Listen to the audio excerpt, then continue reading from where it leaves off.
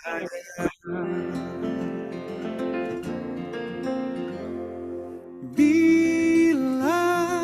lelah menepilah,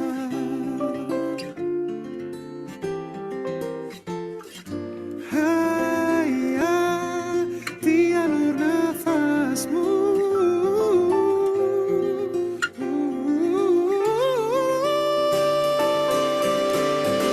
Luka-luka hilanglah luka, biar tentram yang berkuasa. Kau terlalu berharga untuk luka. Katakan pada dirimu, semua baik-baik saja. Luka-luka hilanglah luka, biar senyum jadi senjata. Kau terlalu berharga untuk luka. Katakan pada dirimu, semua baik-baik saja. Semua baik-baik saja.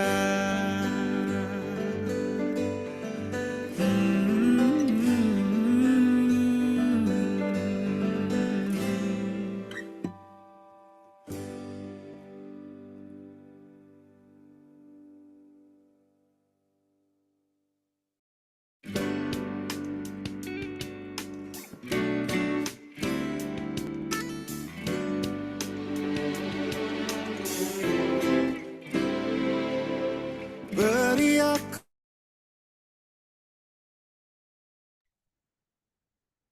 Assalamualaikum.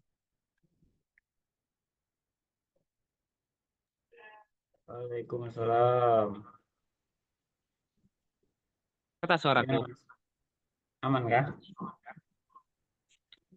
aman ya. Aman. Maaf Oke. ya, terlambat. Belum download Zoom tadi. Ternyata harus download dulu. Ternyata nggak bisa pakai Google.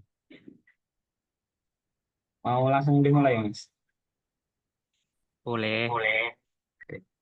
Monggo, Pak Dina.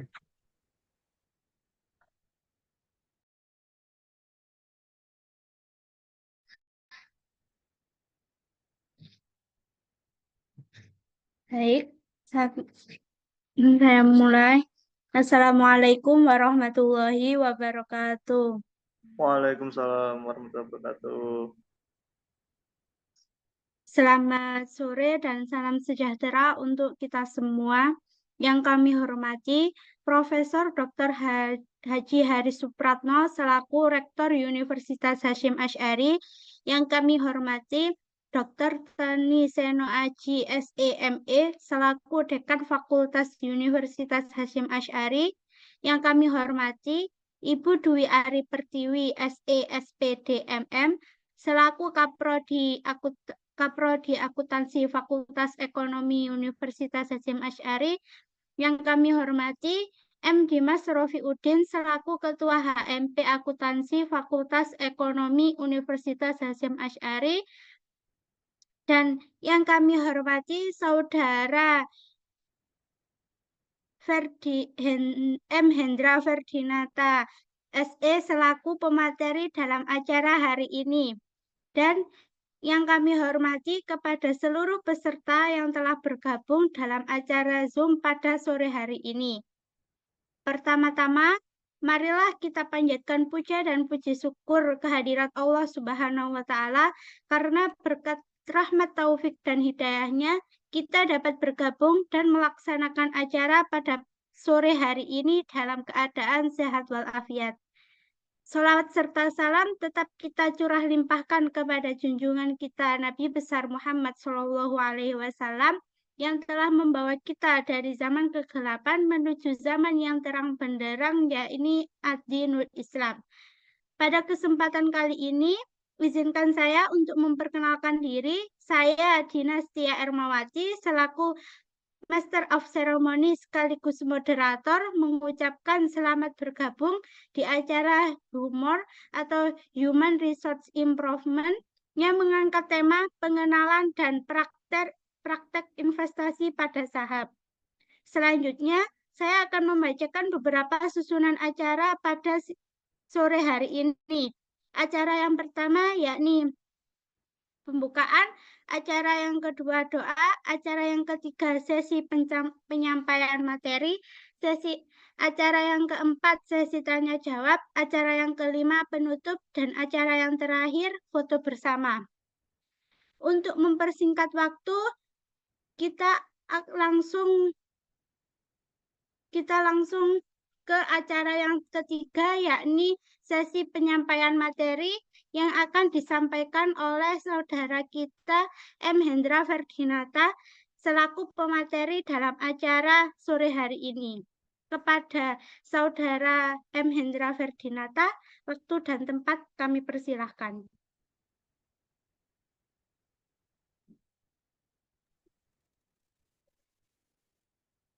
Baik, terima kasih untuk waktunya.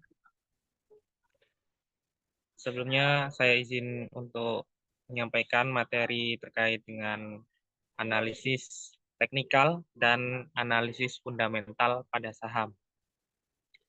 Mungkin di rumor yang pertama kemarin, kalian pasti sudah tahu ya, apa itu investasi yang sudah dijelaskan oleh Mas Abdul Aziz kemarin terkait dengan investasi, gitu kan ya.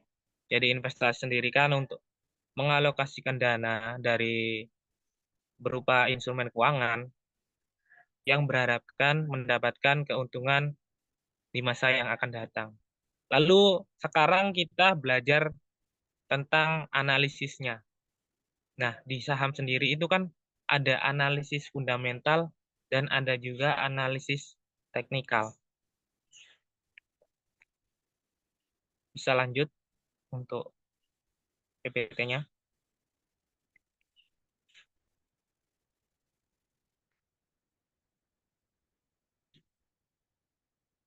Jadi untuk mengetahui kita menggunakan analisis fundamental atau analisis teknikal, kita itu harus melihat, mengetahui tingkatan sahamnya.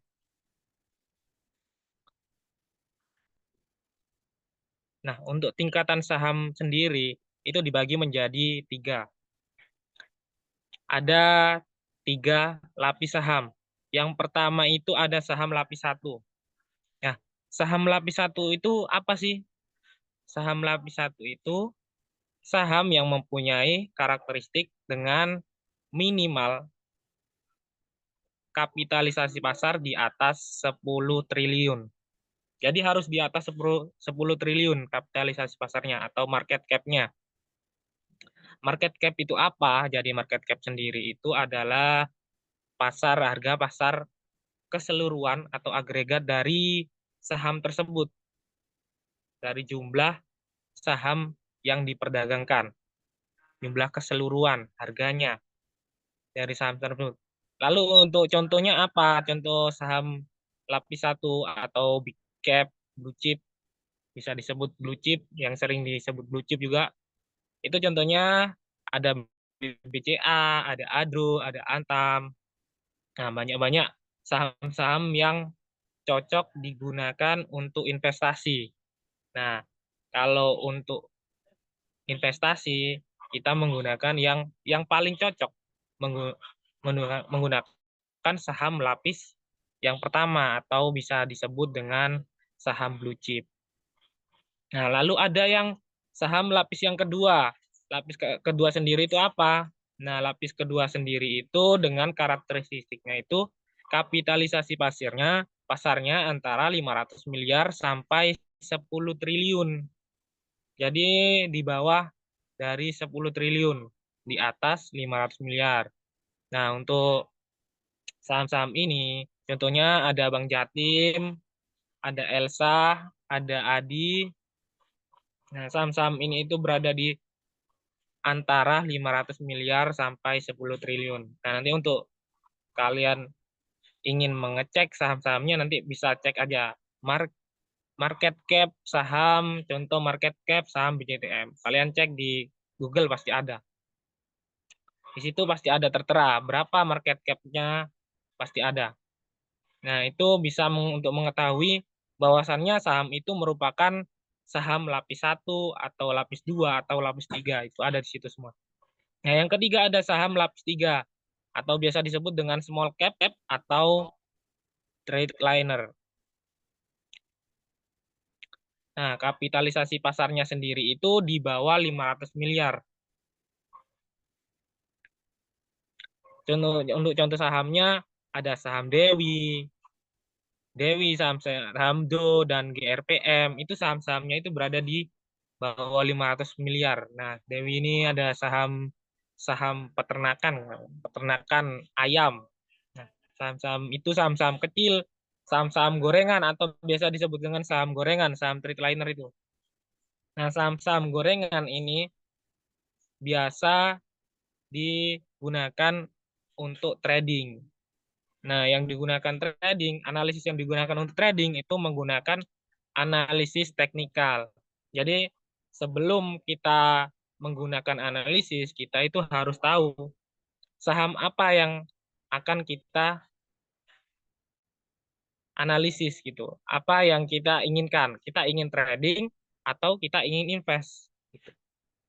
Kalau ingin investlah di saham-saham yang lapis 1 atau lapis 2. Itu cocok digunakan untuk invest. Analisisnya menggunakan analisis fundamental. Lalu untuk kalau mau trading menggunakan saham yang lapis 3 atau lapis 2. Itu bisa atau lebih cocoklah digunakan untuk trading. Untuk analisisnya menggunakan analisis teknikal. Lalu selanjutnya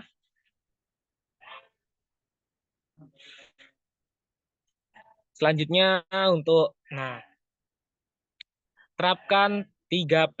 Nah, sebelum kita mempunyai saham atau ingin terjun di dunia saham ya, kita itu harus menerapkan 3P. Apa aja? Ada paham, punya, pantau. Jadi sebelum yang pertama yang harus kita lakukan, yang pertama itu harus paham dulu. Kita harus tahu ilmunya sebelum terjun. Jangan sampai kita sudah punya saham tapi belum paham. Jadi nanti hanya sekedar beli atau ikut-ikutan gitu kan. Nah, setelah paham, kita beli sahamnya, kita harus punya. Kita udah belajar saham, sudah belajar analisisnya, analisis teknikal atau analisis fundamental, baru kita punya sahamnya. Nah, setelah kita punya, barulah kita pantau bagaimana pergerakannya. Kalau di fundamental, pastinya untuk menganalisis biasanya akan analisis di awal. Sedangkan kalau untuk yang teknikal, analisisnya hampir setiap hari atau beberapa hari sesuai dengan pergerakan harga sahamnya. Selanjutnya,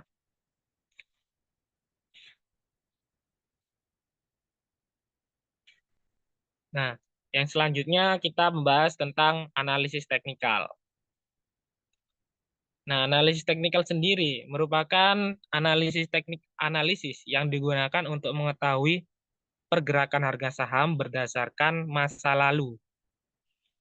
Jadi semuanya pergerakan sahamnya itu berdasarkan harga masa lalu. Nah, untuk analisis teknikal sendiri dominan digunakan untuk jangka pendek atau biasa disebut dengan trading. Jadi kita tidak bisa untuk menyamakan. Kalau kita mau investasi ya harus fundamental, kalau mau trading ya harus teknikal. Jangan disalah gunakan gitu. Nanti kurang cocok.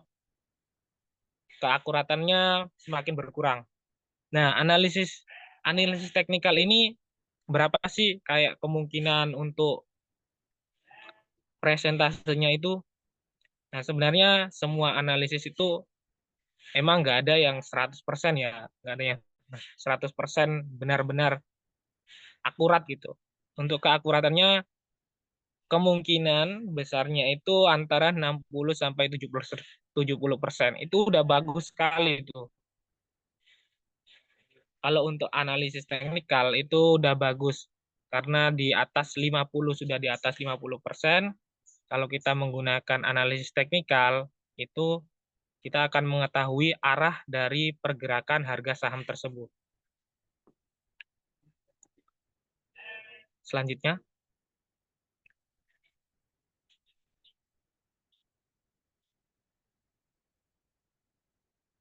nah selanjutnya ada hal apa sih yang harus dilakukan ketika analisis teknikal? Nah, yang pertama, kita harus mengetahui produk perusahaannya atau perusahaannya. Nah, kalau kita beli saham, kita itu harus mengetahui perusahaannya. Masa iya beli saham tapi nggak tahu perusahaannya kan ya? Nanti pasti ditanyain orang, kamu beli saham apa? Beli saham, misal beli saham Dewi tadi. Saham Dewi itu apa saham Dewi gitu kan ya? Nggak tahu, kok beli saham tapi nggak tahu gitu kan ya? Pasti bingung. Pasti kamu ini ya beli beli apa? Ikut-ikutan ya gitu. Pasti dikata gitu. Terus apa keuntungannya gitu kan ya? Pasti ditanya seperti itu sama orang. Nanti pasti ditanya akan lebih lebih dalam lagi. Makanya kita kalau beli saham kita harus mengetahui produk perusahaannya atau perusahaannya. Untuk membeli saham itu harus mengetahui produk perusahaannya. Yang kedua, jangan mencari keuntungan terlalu banyak atau serakah. Nah, ini terkadang yang paling sering banyak trader itu yang lupa daratan. Mereka keasikan untung, akhirnya malah buntung.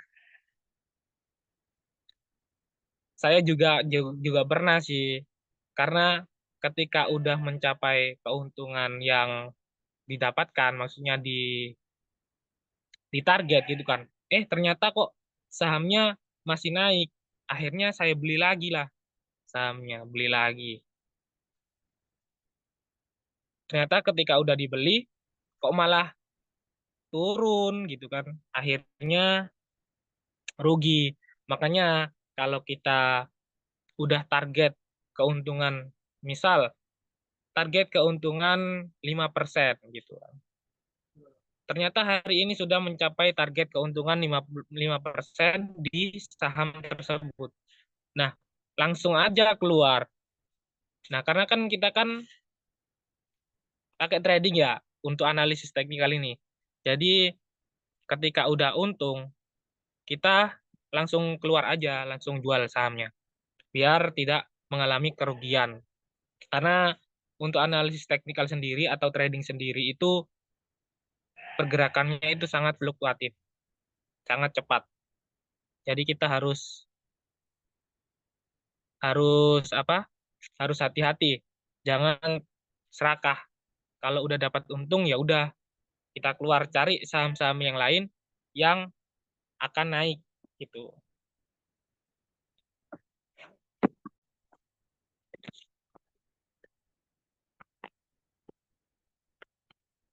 Lalu selanjutnya kita nggak boleh panik, jangan panik. Nah, kita ketika sudah beli saham, kita nggak boleh panik. Terkadang ada orang yang baru punya saham gitu kan, beli saham ini misal, kok langsung mengalami penurunan padahal baru beli. Nah, lalu caranya gimana biar nggak panik? Nah, lanjut nih ada yang keempat, wajib stop loss. Nah, itulah fungsinya stop loss. Nah, fungsinya stop loss sendiri itu seperti apa? Ketika kita membeli saham, itu pasti ada resikonya. Makanya kita harus antisipasi biar kerugiannya tidak terlalu tinggi gitu kan ya. Akhirnya kita pasang stop loss. Apa sih yang dinamakan stop loss itu? Jadi stop loss sendiri itu kita otomatis menjual otomatis saham kita ketika saham itu sudah mencapai penurunan yang kita targetkan. Misal ya contoh, saya membeli saham BBRI dengan harga 450. Lalu saya stop loss di harga 430. Jadi ketika saham BRI ini turun sampai 400 misal sampai 400. Jadi saham saya sudah terjual di harga 430 karena sudah saya stop loss di situ. Akhirnya tidak mengalami kerugian terlalu banyak. Nah, itulah fungsinya stop loss. Jadi kita nggak perlu panik lagi kalau ada penurunan yang secara tiba-tiba gitu kan. Nah, selanjutnya kita juga harus update berita. Kita harus mengetahui fenomena-fenomena apa yang sedang terjadi di saat ini. Itu juga sangat mempengaruhi harga-harga saham, pergerakan harga saham. Dan yang keenam, nah ini tadi nih, dilarang FOMO, jangan ikut-ikutan, jangan beli karena temannya untung di saham ini, kita ikutan beli, temannya udah untung, kita masih mau beli, temannya keluar, kita masih beli, akhirnya sahamnya ternyata turun, temannya udah untung, kita malah rugi. Nah itu, jadi kalau kita membeli saham itu usahakan menganalisis sendiri, jangan pernah ikut-ikutan teman. Jadi tidak akan pernah menyesal kalau beli saham sendiri itu. Karena kita sudah berusaha, kita analisis sendiri. Kalau naik atau turun itu ya ditanggung sendiri, resiko sendiri gitu. Jadi ketika sahamnya turun, kita tidak menyesal. Karena kita sudah menganalisis saham ini dan ketika saham naik, kita juga sangat senang, akan merasakan rasanya, analis saya benar nih, gitu kan. Pasti akan merasakan seperti itu. Nah, ini akan dirasakan ketika sudah terjun dalam dunia transaksinya. Jika udah transaksi pasti akan merasakan.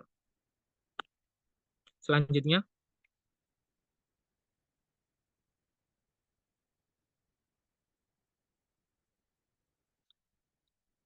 yang selanjutnya konsep dasar analisis.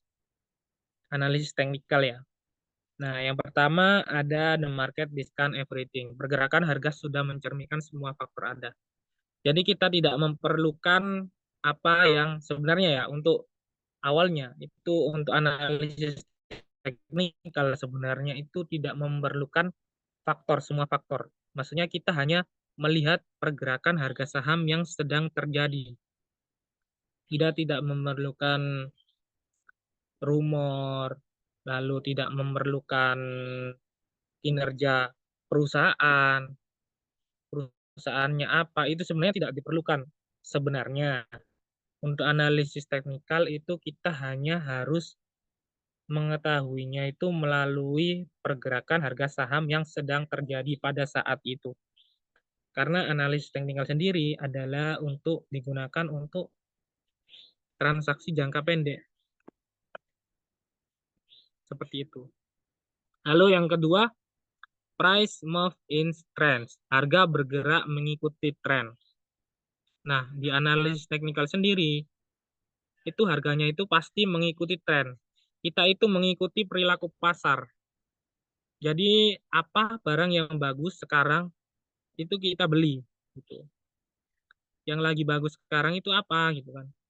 Saat ini yang lagi bagus, misal kemarin yang lagi bagus, misal ada barang itu apa?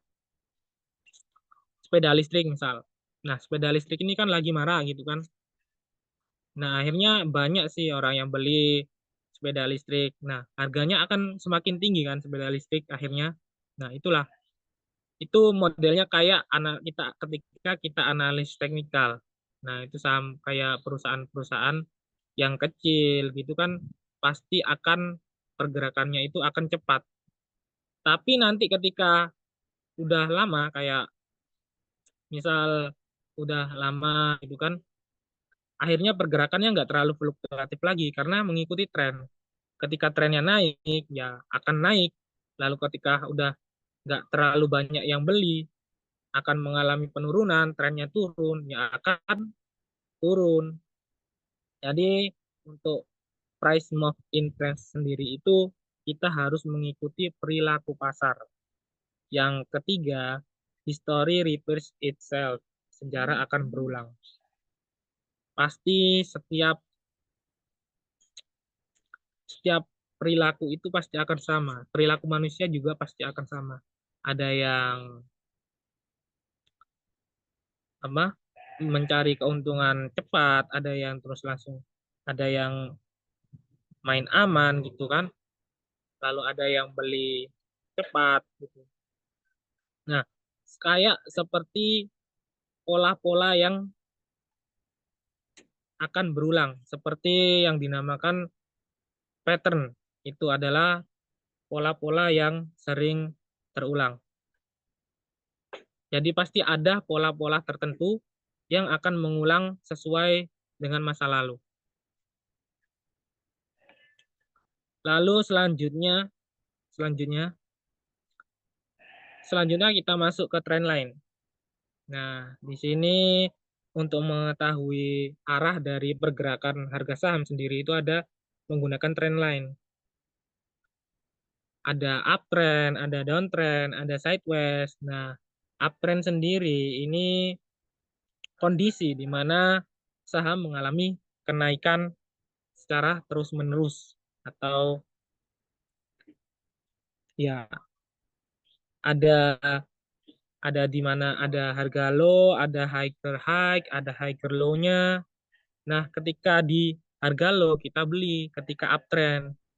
Lalu ketika higher high bisa kita jual. Lalu ketika turun lagi kita beli lagi. Karena ini kalau lagi uptrend ya. Ini kalau lagi uptrend ketika udah higher low kita beli, kalau naik lagi. Nanti kalau ada penurunan kita jual lagi, beli lagi. Nah, itu kalau enaknya kalau trading seperti itu. Kita bisa memperoleh keuntungan yang berkali-kali lipat daripada investasi ya, namun resikonya juga lebih besar.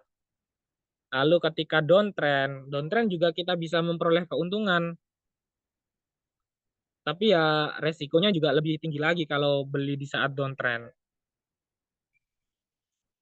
Ketika high kita jual. Lalu ketika ada lower low kita beli, ketika lower high kita jual, kita jual lagi, lalu ketika lower low kita beli. Nah, seperti itu terus-menerus. Itu kalau digunakan untuk trading. Trading itu sebenarnya bisa digunakan walaupun tren sedang mengalami uptrend atau downtrend, itu bisa digunakan trading. Nah, lalu ada sideways. Sideways ini lebih ke tidak bergerak atau pergerakannya itu rata. Jadi cuma naik turun, nggak ada kenaikan atau penurunan yang signifikan. Nah, itu dinamakan sideways. Selanjutnya.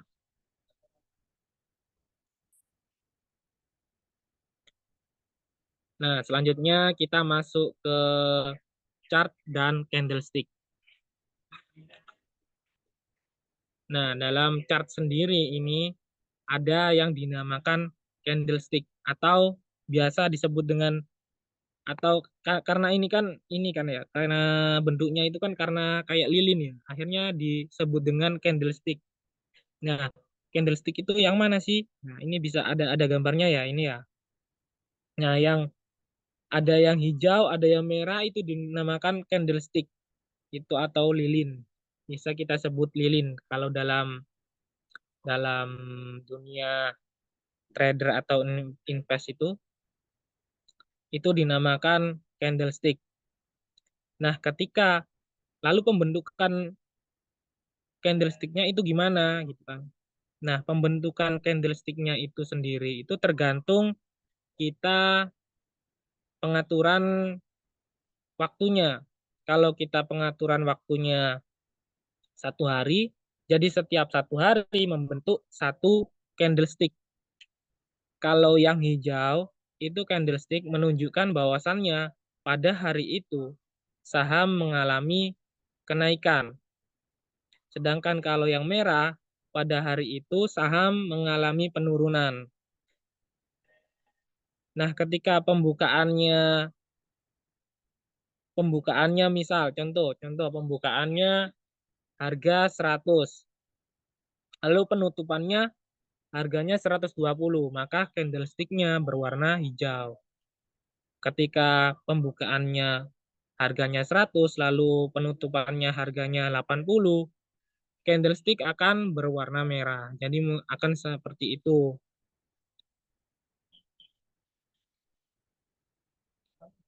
Lanjut.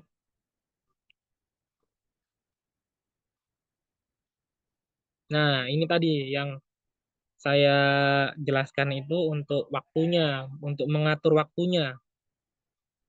Nah, untuk time frame sendiri dalam trading itu ada 4 time frame, ada gaya tradingnya, gaya trading.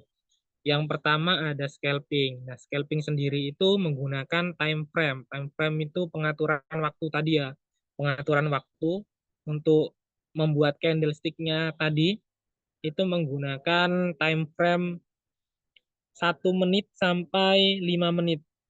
Nah, scalping sendiri itu gaya trading yang biasa disebut dengan gaya copet. Jadi kita beli untung jual, beli untung jual, beli untung jual. Seperti itu. Akan terus seperti itu selama 1 menit sampai 5 menit.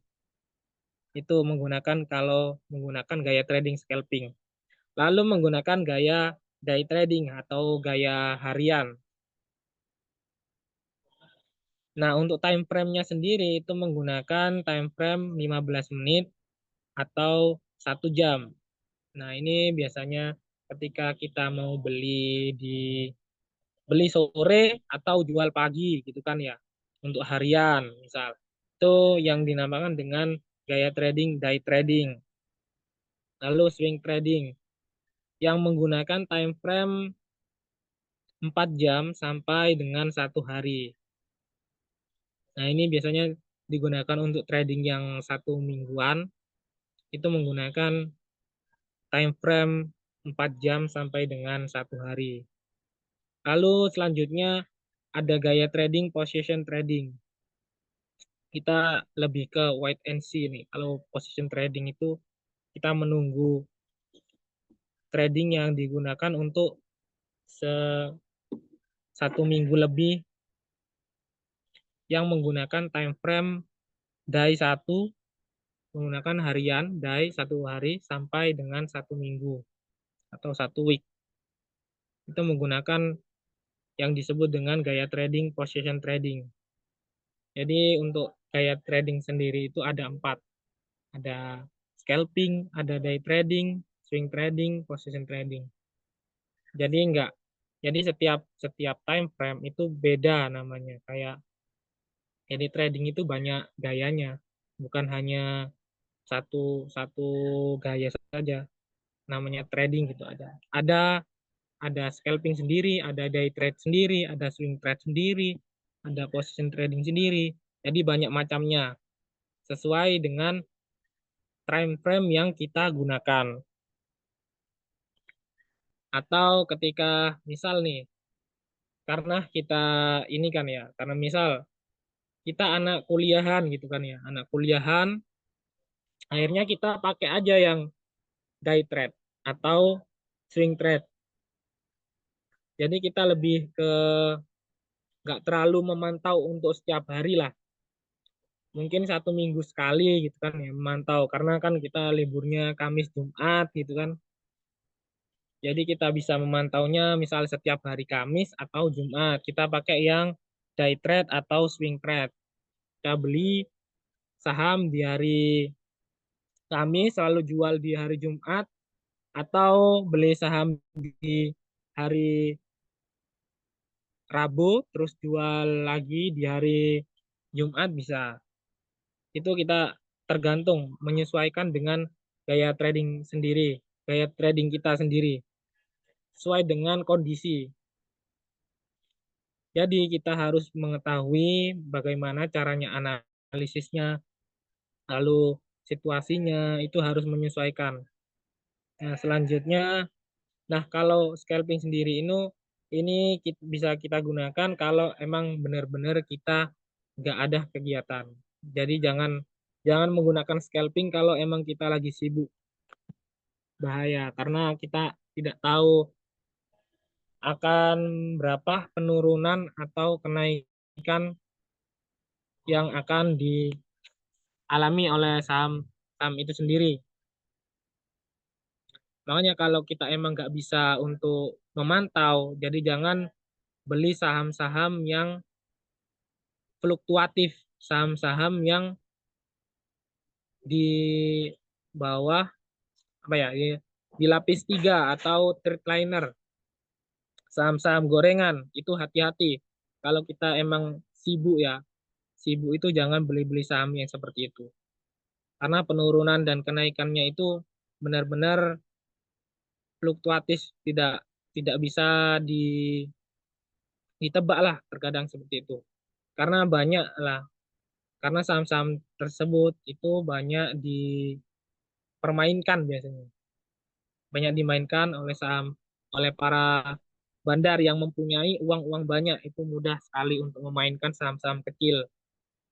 Hati-hati, kalau kita emang mau yang aman, kita pakai aja beli-beli saham yang di atas harga 100. Di atas harga 100 itu lebih aman. Atau saham-saham yang second liner atau saham-saham blue chip itu lebih aman kalau untuk kita seorang mahasiswa. Selanjutnya,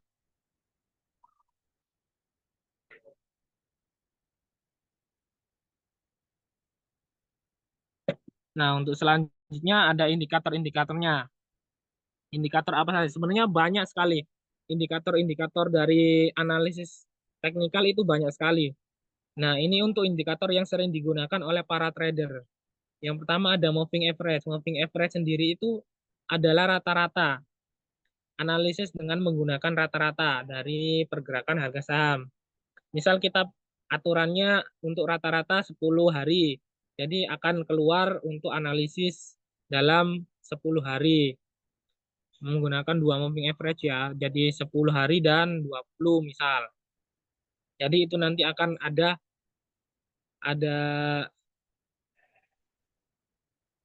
garisnya yang membentuk garis sesuai dengan rata-rata 10 hari dan juga 20 hari. Lalu ada moving average convergence. Nah, itu sudah kalau analisis ini sudah paten. Sudah paten ditetapkan menggunakan analisis 12-26. Menggunakan analisis 12 rata-rata 12 hari dan 26 hari. Nah, yang selanjutnya ada volume. Volume ini sendiri digunakan untuk mengetahui banyaknya saham yang diperdagangkan pada saat itu atau pada periode itu. Jadi ketika volumenya sahamnya besar, jadi kemungkinan untuk besoknya akan mengalami kenaikan. Volume saham besar diikuti dengan kenaikan diikuti dengan volume saham yang besar. Itu pasti kemungkinan besarnya itu akan mengalami kenaikan di hari besoknya. Sebaliknya, ketika mengalami penurunan, lalu volumenya juga besar, itu juga besoknya kemungkinan akan mengalami penurunan. Nah, selanjutnya ada stochastic RSI. Stochastic RSI itu digunakan untuk menentukan overbought atau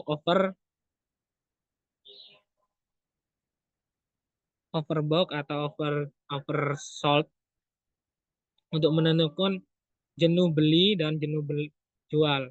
Ketika sudah terlalu banyak yang beli, akhirnya bisa saham tersebut mengalami penurunan drastis karena banyak yang terlalu beli, sahamnya naik terus-menerus, akhirnya udah maksimal mentok, akhirnya saham itu mengalami penurunan dibanting langsung bisa mengalami penurunan tiba-tiba. Jadi itu digunakan untuk menganalisis oversold atau overbought. Sama seperti halnya ketika mengalami oversold, banyak yang terlalu ngejual, akhirnya akan mengalami keuntungan, akan mengalami kenaikan. Jika udah overbought, oversold.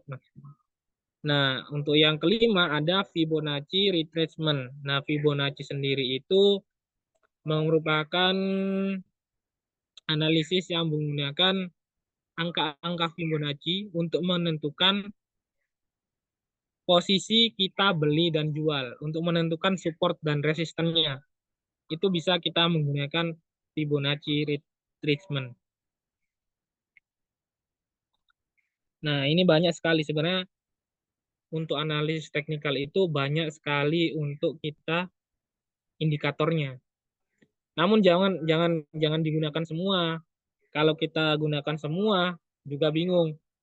Misal moving average-nya lagi bagus, tapi volumenya jelek gitu kan. Akhirnya bingung kan. Oh, stochastic RSI-nya bagus, tapi Fibonacci-nya retracement-nya jelek. Makanya jadi jangan gunakan semua analisis. Jangan gunakan semua analisis. Gunakan beberapa indikator, dua gitu aja. 2 atau 3 itu udah cukup untuk menganalisis, menggunakan analisis teknikal untuk menganalisis saham, untuk trading. Itu kita gunakan cukup dengan 2 atau 3 analisis. Jangan terlalu banyak indikator. Nanti akan bingung sendiri kalian. Selanjutnya,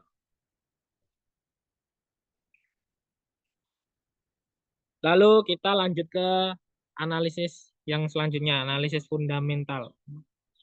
Maaf ya, ada typo.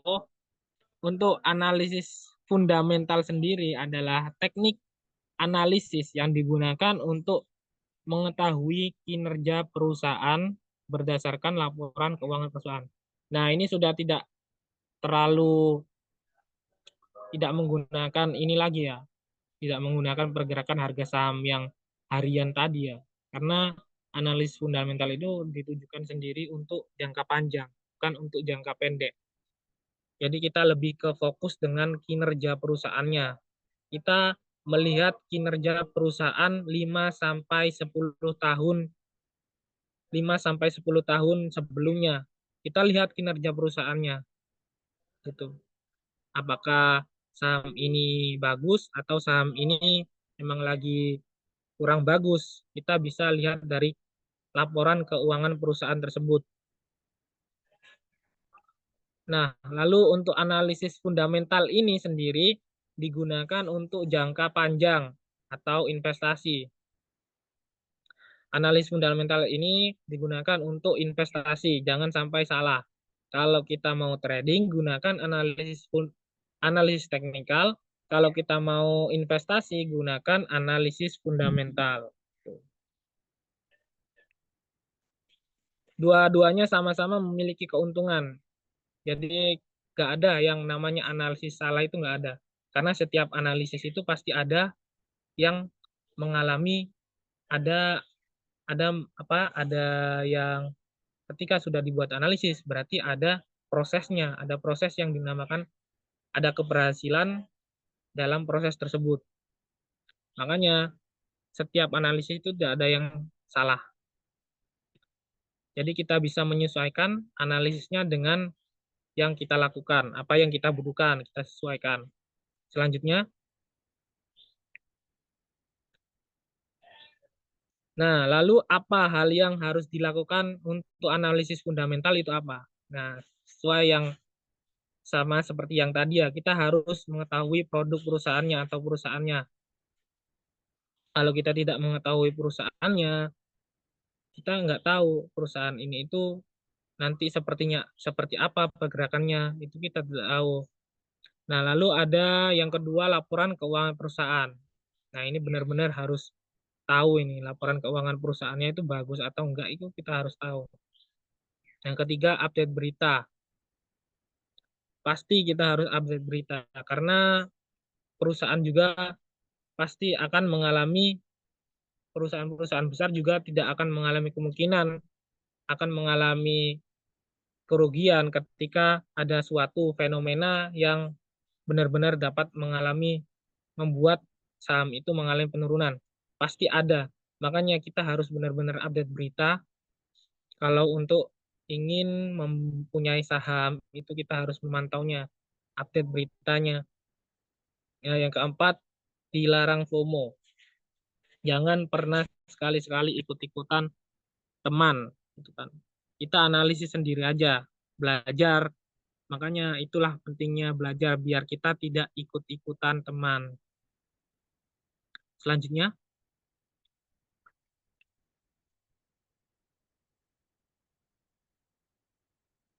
nah ini lalu apa aja sih yang harus dianalisis? Nah, banyak kan? Nah, ini untuk versi lengkapnya ya, untuk versi lengkapnya. Dalam laporan keuangan, yang pertama ada laporan laba rugi. Kita harus mengetahui penjualan atau sales revenue. Yang pertama ada penjualan, sales revenue. Kita harus mengetahui penjualan dari perusahaan tersebut, apakah dalam jangka waktu 5 tahun ini penjualannya mengalami kenaikan atau tidak, itu kita harus tahu. Nah, selanjutnya ada laba kotor atau gross profit. Yang penjualan dikurangi beban bahan baku. Itu kita harus tahu. Apakah dalam 5 tahun itu mengalami kenaikan atau penurunan. Seperti itu, kita harus mengetahui pokoknya. Nah, selanjutnya ada laba usaha atau operating profit. Laba kotor dikurangi dengan beban operasional. Jadi seperti ini, analisis seperti ini kita harus mengetahui dalam waktu jangka 5 tahun atau di atasnya 5 sampai 10 tahun agar kita tahu pergerakan saham ini dalam jangka waktu 1 tahun ke depan sampai 5 tahun kemudian. Selanjutnya ada laba bersih atau net profit. Kita lihat 5 tahun sampai 10 tahun ini mengalami laba bersihnya itu mengalami keuntungan atau kenaikan. Karena laba bersih di sini yang paling sangat diperhatikan sama investor. Karena pasti investor menginginkan perusahaan yang memiliki laba bersih yang tinggi atau net profit yang tinggi. Nah, lalu ada beban bunga, interest expense. Nah, kalau beban bunga ini semakin kecil semakin bagus. Jadi kalian melihat beban bunga yang semakin kecil. Jadi semakin kecil beban bunga tersebut, maka semakin bagus untuk kita untuk invest. Kalau bunganya semakin besar, berarti utangnya semakin banyak. Jadi kurang bagus kalau bunganya besar. Lalu ada laba per lembar saham atau earning per share, EPS. Nah, ini rasio keuangan yang mengukur pendapatan bersih. Ini juga harus naik setiap tahunnya. Kalau ingin melihat EPS-nya harus yang naik setiap tahunnya. Selanjutnya ada laporan neraca. Laporan neraca sendiri ada total aset lancar atau aset tidak lancarnya. Nah, ini juga harus setiap tahunnya juga harus dilihat apakah mengalami kenaikan atau mengalami penurunan, itu dilihat dari total asetnya juga perlu dilihat. Total liabilitas jangka pendek atau liabilitas jangka panjangnya itu harus semakin kecil. Kalau total liabilitas harus semakin kecil karena semakin kecil hutangnya akan semakin bagus. Kalau jadi perusahaan itu hutangnya nggak banyak, kalau liabilitasnya semakin kecil. Kalau untuk liabilitas jangka pendek itu harus semakin kecil. Sedangkan lalu untuk liabilitas jangka panjang itu Kalau semakin besar, nggak masalah kalau untuk liabilitas jangka panjangnya. Karena itu untuk jangka panjang, bukan untuk jangka pendek. Tapi kalau untuk jangka pendek, harus semakin kecil. Sedangkan untuk total ekuitas, harus semakin tinggi. Dan untuk total kas-nya juga harus semakin banyak juga. Sedangkan untuk total piutang lancar, nah piutang lancar sendiri itu berasal dari penjualan. Kalau penjualan yang semakin tinggi, maka piutangnya itu semakin banyak. Nah, kalau penjualannya tinggi, maka banyak orang konsumen yang beli. Namun konsumen ini belinya itu beli dengan menggunakan kredit. Maka dari itu perusahaan memperoleh piutang yang dinamakan piutang lancar. Lalu ada total persediaan lancar. Nah, persediaan lancar ini lebih sedikit lebih bagus. Kenapa kok lebih sedikit lebih bagus? Karena semakin persediaannya sedikit berarti produksinya laku. Otomatis produksinya laku. Kalau persediaannya banyak, berarti produknya nggak laku-laku. Jadi kita harus melihat bahwasannya total persediaan ini harus semakin kecil dalam setiap tahunnya. Nah, untuk nilai buku per lembar saham atau book value per share BVPS itu juga harus mengalami kenaikan di setiap tahunnya. Itu akan lebih bagus. Dividen per share juga harus lebih bagus, harus lebih naik untuk setiap tahunnya. Itu akan bagus untuk kita investasi. Selanjutnya,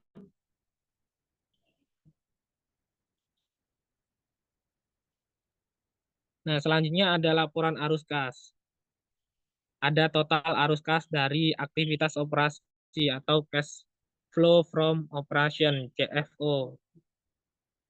Nah, CFO sendiri itu arus kasnya itu semakin positif, semakin bagus. Kalau nilainya positif, itu akan semakin bagus. Karena semakin banyaknya arus kas, semakin banyaknya kas kita, maka semakin bagus. Semakin banyaknya kas perusahaan itu, semakin bagus. Modalnya semakin banyak. Lalu ada total arus kas dari aktivitas investasi. Nah, kalau investasi sendiri ini, kalau minus malah semakin bagus. Karena kasnya digunakan untuk investasi. Kasnya digunakan untuk investasi. Jadi semakin minus, nggak apa-apa. Karena perusahaan itu digunakan untuk investasi jangka panjang. Jadi untuk jangka yang akan panjang, itu minus nggak masalah. Lalu untuk total arus kas sendiri dari aktivitas pendanaan, itu juga bagusnya itu negatif. Karena ketika kasnya itu negatif digunakan untuk pendanaan, itu malah lebih bagus. Kasnya digunakan untuk beroperasi, digunakan untuk membayar utang, digunakan untuk memproduksi, itu lebih bagus kalau negatif. Jadi perusahaan tersebut memang sedang mengoperasikan kinerjanya atau memperjualbelikan produknya. Lalu yang selanjutnya ada rasio keuangan, ada profitability margin. Nah, ini juga harus naik setiap tahunnya ya. Karena keuntungannya itu harus naik ke siapa yang pasti para investor juga pasti inginnya perusahaan itu yang memperoleh keuntungan yang naik setiap tahunnya. Lalu ada return on equity, pendapatan. Jadi pendapatan yang masuk itu juga harus meningkat setiap tahunnya. Lalu ada debt to ratio atau DER, itu utang terhadap modalnya. Nah, itu juga harus bagus, harus naik setiap tahunnya. Nah, untuk ada cash ratio, rasio kasnya. Rasio kasnya itu juga harus, nah untuk rasio kasnya sendiri itu harus di atas 1. Kalau untuk cash ratio, harus di atas 1. Misal, cash rasionya rasionya itu 3 gitu kan ya. Berarti dia bisa melunasi hutangnya selama 3 periode atau 3 tahap gitu kan. Bisa 3 kali lipat melunasi hutang jangka pendeknya atau liabilitas jangka pendek. Nah, kalau quick ratio juga sama, harus di atas 1. Misal contoh 5 quick rasionya di atas 5%. Kalau quick ratio di atas 5%, berarti bagus. Bisa melunasi hutang jangka pendek selama 5 kali. Bisa melunasi hutang jangka pendek 5 kali. Jadi lebih bagus kalau di atas 1 itu semakin bagus. Semakin di atas 1 semakin bagus. Lalu ada interest coverage ratio atau ICR. Nah, ini rasio hutang berbunganya. Hutang berbunga ini semakin, kalau di atas 1 juga semakin bagus. Lalu ada dividend yield. Nah, ini juga semakin bagus kalau semakin meningkat setiap tahunnya. Karena pembagian dividen kalau semakin banyak itu juga semakin bagus. Perusahaan yang membagikan dividen itu malah adalah perusahaan yang mempunyai keuntungan besar setiap tahunnya. Itu perusahaan-perusahaan yang bagus itu pasti bagi dividen. Karena dia memperoleh keuntungan yang besar, makanya dia membagikan dividen yang besar. Lalu selanjutnya ada rasio valuasi, price to book value. Nah, ini juga digunakan rasio saham terhadap nilai perusahaan. Ini digunakan untuk menentukan apakah harga saham tersebut itu sudah under value atau tidak gitu kan. Udah wajar atau belum. Itu menggunakan price to book value. Lalu ada price to earning ratio. Nah, valuasi harga sahamnya itu tinggi atau tidak, sesuai dengan harga wajar saham enggak gitu. Jadi kita harus mengetahui price to earning ratio. Sebenarnya masih banyak lagi untuk rasio valuasinya. Tapi kalau rasio valuasinya kecil, tapi kalau kinerja perusahaan juga bagus, itu sama aja. Jadi kita harus menyeimbangkan antara kinerja keuangan dan juga dengan rasio valuasinya. Kita harus menyeimbangkan. Nah, mungkin itu yang bisa saya sampaikan untuk terkait dengan analisis teknikal dan analisis fundamental. Silakan kalau ada tanya, dipersilahkan. Baik, untuk yang ingin bertanya bisa mengajukan pertanyaannya melalui room chat atau langsung di sini.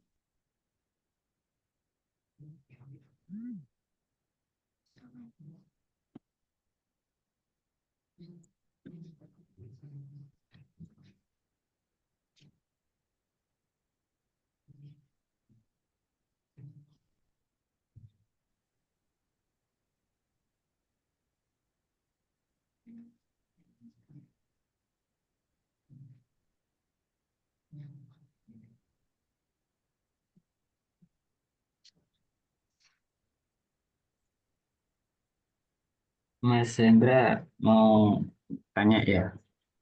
Ya, silakan. Untuk tadi kan ada stop loss ya. Untuk menentukan stop lossnya itu Mas, apakah ada presentasinya atau ada gimana untuk menentukan angka stop lossnya? Nah, sebenarnya ini ada, kalau untuk menentukan stop loss itu tergantung kamu sendiri. Ada kalau untuk persenan itu di trailing stop. Beda lagi kalau untuk persenan ya. Kalau trailing stop sendiri itu ketika kamu misal targetnya itu beli kan beli sahamnya kan 100. Beli saham kan di harga 100. Lalu kamu trailing stop 2% misal, 2%. Kenaikan 2%. Setelah, jadi misal sahamnya naik ke 120. Sahamnya sudah naik 120, tapi dia mengalami penurunan setelah itu 2%, otomatis ngejual sendiri. Itu yang dinamakan trailing stop.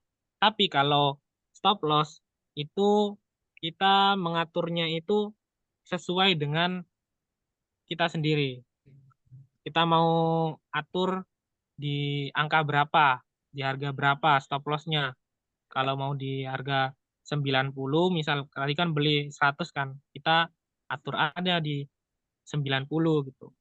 Nggak ada persenannya kalau untuk stop loss. Jadi kamu hitung sendiri untuk stop loss itu kamu hitung sendiri. Nah, kalau trailing stop nanti ada berapa persen setelah kenaikan. Itu ada di trailing stop. Kalau untuk stop loss sendiri itu harganya. Kita stop loss itu di harganya. Harga berapa kita pasang stop loss-nya. Gitu. Makasih, Mas.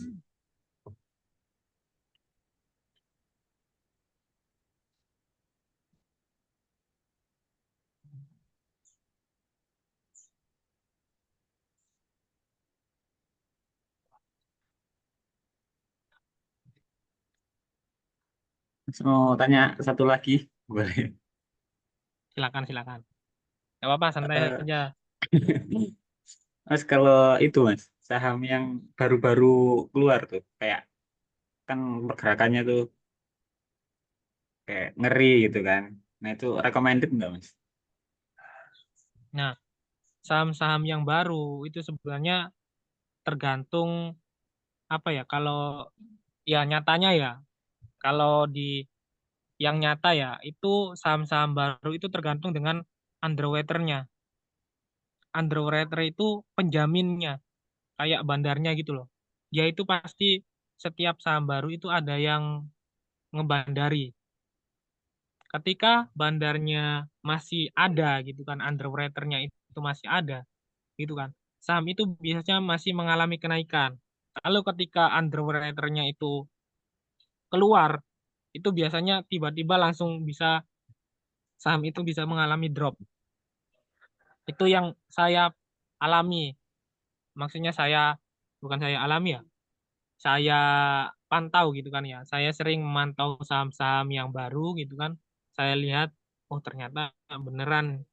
Ternyata ketika underwriter-nya itu masih ada, itu bisa saham itu awal-awal itu mengalami kenaikan. Tapi ketika underwriter-nya keluar, itu saham itu pasti langsung mengalami penurunan. Pasti itu. Jadi untuk saham-saham awal itu hati-hati aja. Jangan terlalu ini ya, jangan. Makanya itu pentingnya stop loss itu tadi. Misal saham baru, tapi dia naik. Jangan terlalu ini, jangan terlalu senang gitu kan ya. Akhirnya lupa kan kamu nggak pakai stop loss, sahamnya hari ini naik. Oh, besok mungkin bisa naik lagi gitu kan ya. Besok bisa naik lagi. Akhirnya dibiarin lah, nggak dipantau. Ternyata besoknya turun langsung anjlok. Malah apa rugi di bawah harga belinya. Nah, itulah pentingnya stop loss tadi juga itu. Ketika untung juga wajib stop loss ya. Misal, contoh ya, misal beli di harga 250. Terus sudah mengalami keuntungan di harganya naik nih 300. Pasang aja nanti stop loss di harga 290. Terus biarin lagi karena kan kita tahu kan masih naik gitu kan. Udah analisis, oh tahu nih ini bakalan bisa naik lagi misal. Ya udah kita biarin tapi tetap pasang stop loss di harga 290. Nah, ternyata besoknya itu beneran analisis misal meleset gitu kan. Akhirnya atau mengalami beberapa faktor gitu kan. Ternyata sahamnya langsung turun sampai 200. Nah, akhirnya kita karena stop loss tadi kita udah jual di harga 290. Nah, misal sahamnya besok naik lagi, naik di harga 350 misal. naik di harga 350, ubah lagi stop loss-nya. Stop loss-nya diubah lagi di harga 330 atau 340. Itu aja terus bisa. Makanya pentingnya stop loss itu sangat berpengaruh beneran. Setelah yang saya alami itu stop loss itu beneran berpengaruh, sangat penting. Itu bisa apa meminimalisir kerugian kita juga. Itu pentingnya stop loss. Mungkin seperti itu.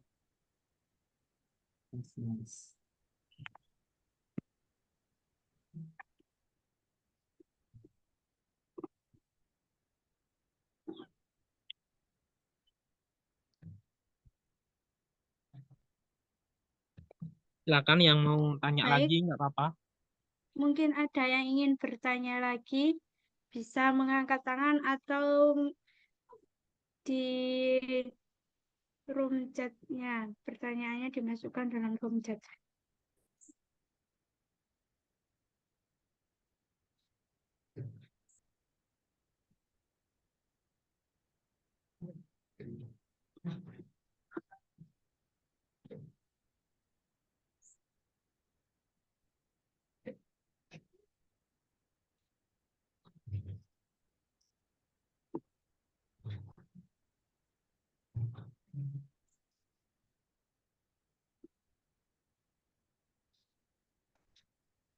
Saya tambahkan ya, untuk trading itu sebenarnya juga strategi setiap orang itu berbeda-beda. Jadi jangan pernah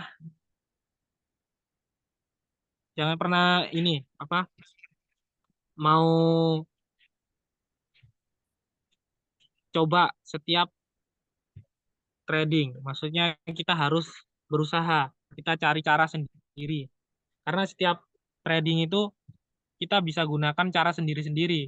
Ada yang misal cara dia beli saham itu kita cuman melihat dari volume transaksi. Misal Dimas kalau beli saham itu nyari saham-saham yang lagi banyak peminatnya, misal saham yang seperti itu. Terus ada orang yang cuman pengen beli saham di memantau satu saham saja. Ada orang yang ingin memantau saham BRI aja misal. Dia mantau terus saham BRI nggak pernah ngelirik saham yang lain juga ada gitu. Terus ada juga yang dia itu menunggu saham-saham membeli saham-saham yang benar-benar berada di harga bawah. Ada juga yang orang-orang yang hanya membeli saham itu di harga paling bawah gitu.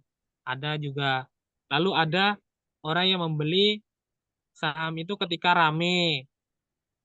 Pokoknya setiap caranya orang-orang itu pasti berbeda-beda. Pasti itu akan dirasakan ketika kalian sudah terjun dalam transaksi atau dunia saham.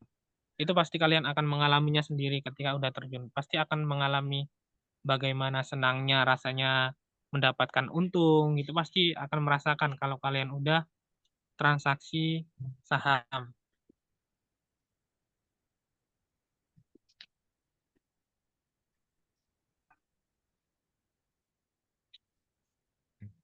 Baik, jika tidak ada pertanyaan lagi, maka acara pada sore hari ini akan saya tutup.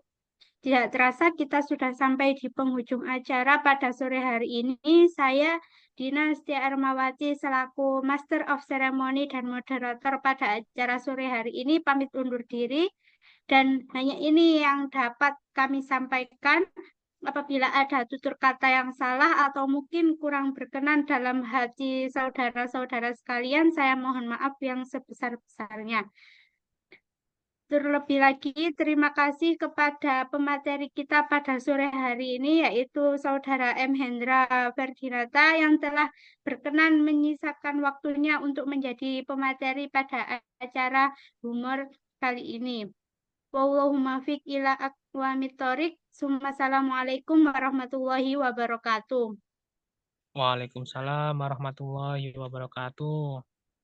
Untuk acara yang terakhir yakni sesi foto bersama Dimohon untuk semua hadirin untuk on cam untuk dilakukan sesi dokumentasi. Kepada yang bertugas dipersilakan untuk mengambil gambar.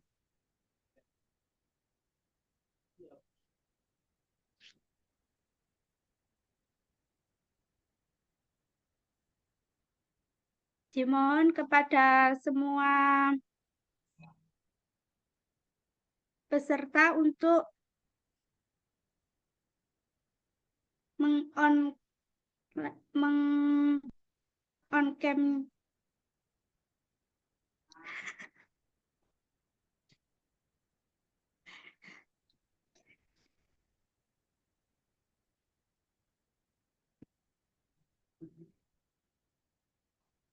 Ayo guys. Ya, ayo. Tak hitung ya. 1, 2, 3. 1, 2, 3.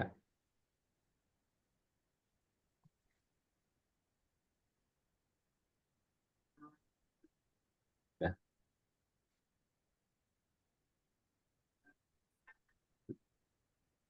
Mas Hendra, makasih Mas Hendra. Ya, sama-sama. Hmm, Izin makasih pamit ya. teman-teman. Ya, makasih teman-teman udah meluangkan waktunya. Boleh meninggalkan.